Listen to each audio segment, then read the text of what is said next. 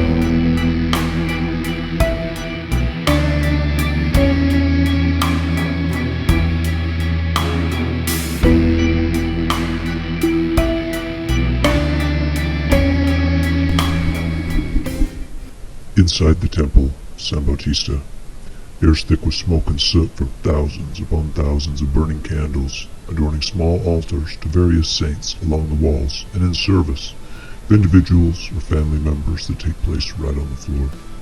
There are cut pine trees 20 feet tall, stripped of bark about 6 feet, brought in and set in the corners. Glass box saints line the interior, while a green Jesus hangs at the nave. Some of this is familiar, but not much if I'm being honest. Clusters of families sit on the floor before neatly arranged rows of burning candles on a floor that's littered with pine straw for reasons we don't comprehend, and it seems we aren't meant to really know. Feeling out of place, standing and leering down at these families, we cop a squat in front of candles that are burning low enough to the ground. They've already been abandoned by whoever was there before us. The wax pools in various colors, mostly whites, but also greens and reds, which can and does paint abstract rivers of blood that flow through frozen metals. There seems rhyme and reason for the various lengths, thicknesses, and colors of the candles, but is completely foreign to us, and we're left mesmerized by people burning their offerings, the smoke sent high into the already blackened rafters. I wonder, for not the last time, how it is this place hasn't burned to the ground. I wonder if the smoke is part of this. Maybe some sort of prayer delivery device, akin to Tibetan prayer flags. The family in front of us has a very small child in their arms in a box that shakes of its own volition on occasion, indicating its contents, a live chicken. I now think maybe the stories were under-exaggerated. Along with the live chickens are many bottles of Coca-Cola. Coca-Cola Corporation somehow having needled its way into religious ceremony here in Chamula. We understand this has something to do with the poor water quality and the replacement of water with Coke. The final ingredient of the ceremony is a bottle of clear liquid named Posh, a corn alcohol that I've declined to try in San Cris. The family's chanting something in a language we don't understand, and in such rapid succession that it sounds more like fractions of words, that are entire words set to prayer. It's impossible that this is Mayan, and again it feels like something we're not really meant to know, and no one steps forward to explain anything. In fact, they seem to eye us scornfully and try to conceal what they're doing. We watch on, as this isn't the sort of spectacle you look away from. The older woman leading the ceremony begins waving the bottle of Coke through the fluttering flames of the candles, sending swirls of smoke heavenward, twisting tornadoes of smoke, and blessings headed toward a ceiling already pitch black. She then does the same ritual with the Posh, waving it around the children, who drank their Coke and burped loudly. We have read that the burping is to remove bad spirits or sickness. The Posh having been blessed, she pours a little into a shot glass and hands it around to the group, each of them drinking some, pouring through their hands, rinsing before wafting their faces, then pouring the corn liquor through the hair of the infant. They hand out shots. Thus lubricated, the old woman removes the chicken from the box. This is no emaciated hen like we've seen on the streets of San Cristobal.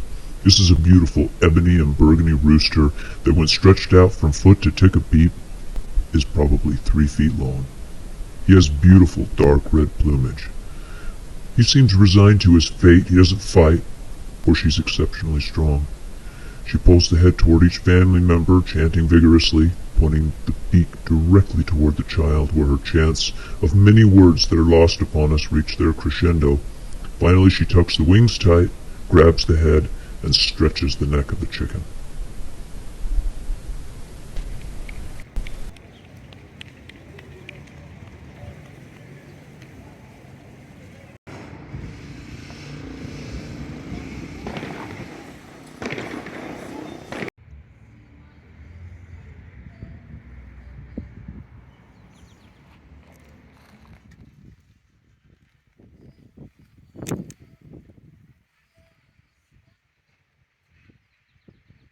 Alright, I don't know how to explain what we just witnessed, but what did we find? Okay, so we went to the cemetery, and on the way back there was an old lady selling stuff that she makes out of her little shop, and she said this is a Zapatista, which are the local, these are like rebels to the government, and this guy's wearing like the hood with his eyes sticking out, and he's got the traditional, whatever this is, wool top, he's got the wool leggings, he's got some kind of a backpack on. I don't know if he's got heads in here. It's like, I have no idea, but that is just crazy enough that I had to have it. I'll figure out a place for it.